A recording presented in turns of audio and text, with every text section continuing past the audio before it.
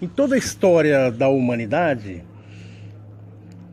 a gente vê vários fatos, vários relatos de vários seres humanos pensantes a respeito dessa criação, né? Como Darwin, né? Que ele parte para a ideia da evolução da espécie, não é mesmo? Quantos outros também. Mas nós temos um escrito, um relato, que por ser único e está aí até hoje, nós cremos, por ser sagrado, por várias questões.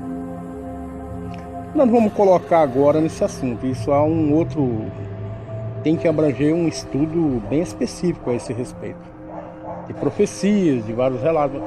Mas o intuito maior que a gente vê nesse livro,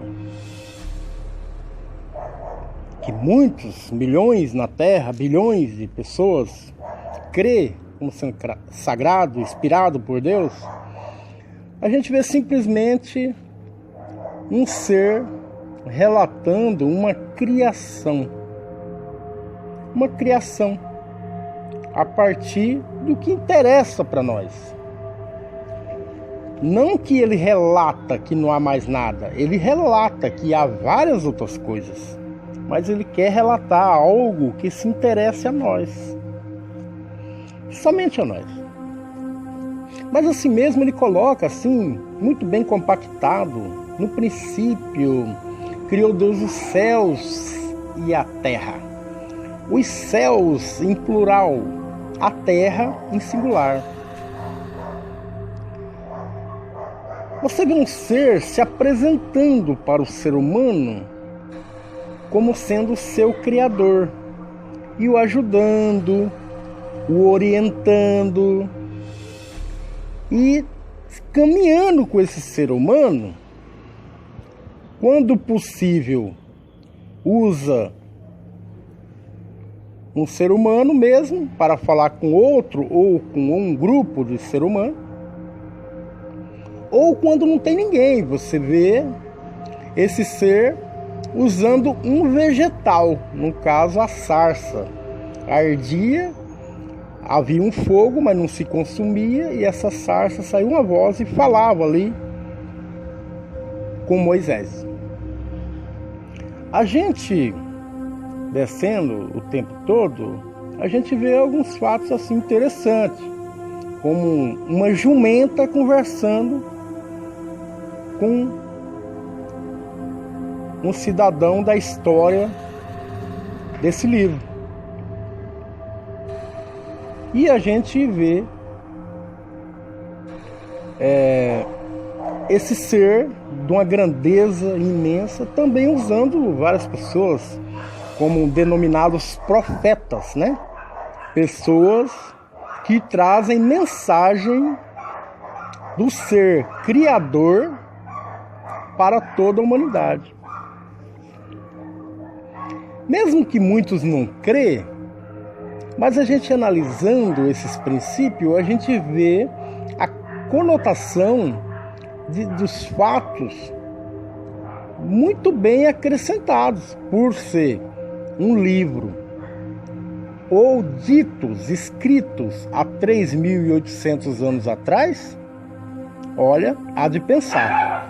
A gente pensa principalmente quando fala de alimentos puros, impuros, quando a gente vê a respeito de vestimenta, higiene pessoal, quando você vê um ser dizendo há 3.800 anos atrás, para você se obter de sangue, você se afastar do sangue, não se alimentar de sangue, né? Que a gente hoje sabe que o sangue é um foco de bactéria muito grande, de vírus e tudo mais, é um grande vínculo de contaminação ao homem, né? Quando você vê um ser explicando categoricamente a respeito de higiene pessoal para se lavar as mãos antes de se alimentar, quando você vê um ser dizendo para que quando a pessoa faz ali sua necessidade, que jogue terra em cima, que tampe, olha, Quando a gente vê na Europa, em 1900, 1800 e pouquinho, quase 1900, no século XVIII, a gente vê a peste negra, né? Que vem da higiene pessoal, de fezes humanas e urina, e ratos, e um monte de pestes, e um monte de coisa, que trouxe essa doença, que é característica da má higiene pessoal humana. Mas isso é agora, em 1900, vamos colocar 1900. Agora você vê um ser 3.800 anos atrás falando isso. Você vê hoje a ciência descobrindo que o peixe com escama, ele solta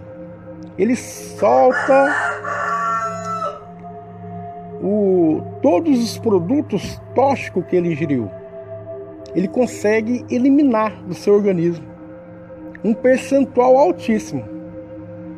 Quanto aos peixes considerados de couro ou de barbatana, como diz a Escritura, a Bíblia é condenando, falando que é impuro. Por quê?